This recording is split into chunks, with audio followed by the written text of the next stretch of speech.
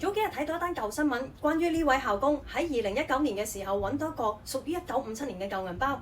呢個鋪滿晒塵嘅粉紅色銀包屬於想當年15歲嘅 Patty Rumfuller。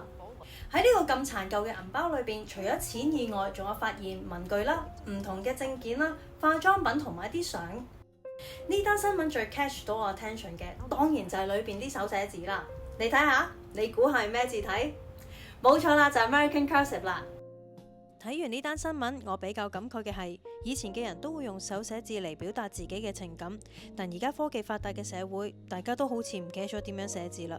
而咁啱有段新嘅新聞，關於4成 C 世代嘅人覺得手寫係一件好吃力嘅事，反映咗數碼化嘅一啲嚴重影響。